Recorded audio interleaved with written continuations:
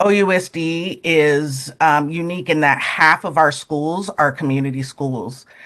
In fact, we're considered a community school district. The challenges is that OEA and the larger community really hadn't been engaged in the development of the community schools vision. That was almost entirely done by the district. So there has been historically very little engagement of our stakeholders.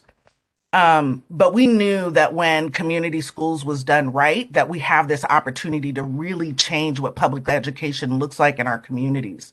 So what we did was we really began to engage our families, students, and educators to see what did they want to see in school? What is their ideal community school? And this really began our process of redefining and re-envisioning our pillars for community schools. We have 8 pillars. We're in Oakland. We do a little bit extra.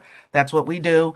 And we heard what we heard lifted up over and over again by students, families, and educators of color is that there is systemic, structural, and institutionalized racism, and that our Black families, they felt that that anti-Black racism was really showing up over and over and over again in our district, and that there were generations of harm done, and that there was a and is a legacy of really disinvestment in those schools. And so, as a result of hearing this feedback from families, we really had to pull out a pillar of equitable schools. So we made that a pillar on its own so that we could really try to demonstrate to our families that this is, that we will be addressing the most marginalized students in our district. Our community was reshaping what community schools should be, but we didn't possess enough power to really realize this new vision. So what we did was we turned to the upcoming school board elections. The families and the educators and the students really came together, and we won 3 out of 4 of our board seats.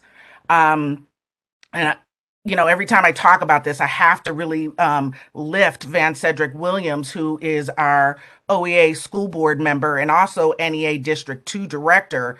Having folks on the board is our own folks on the board is really a powerful tool. He became our board champion. He, together with the families and the educators and the students, really helped us win the reparations for Black students in Oakland. And this is our vision of community schools that's really targeted at Black students.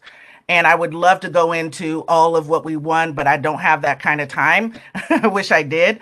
But since the passage of this like landmark resolution, we created a task force. And you heard what Grant was saying before is like this joint committee of community and district folks that created a steering committee really responsible for the implementation of this work. And so far, what we've done is we've created this plan. We have indicators that is going to help really guide how we can tell whether we're successful. And we have a plan for our a Black Thriving Fund. What we believe the core of a community school is community. That was what was missing, right? Therefore, we've really taken the approach from the beginning to stay engaged with the people that are being impacted, our students, our families, right? From October through December, we developed a door knocking plan where we went and we heard from families and students to ensure what we were working on is still accurate. And that work was done by OEA and our community partners. But in February, during Black History Month, we have a roadshow planned where what we're planning to do is take what we've developed from the task force to school sites for even more additional educator feedback. What was said is that every school site is different. And the last thing we want to do is create something where educators roll their eyes because they're not going to do it if it's not something that works for them. So we really want to make sure that this is significant input from all of the stakeholders. This is our vision for shared governance.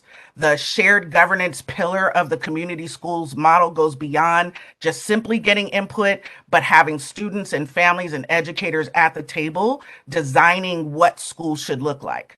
So I want to encourage other locals to really embrace this community schools model. It really allows us to identify the needs of our communities and allows us to take all the stakeholders to come together to find the best ways to address those needs.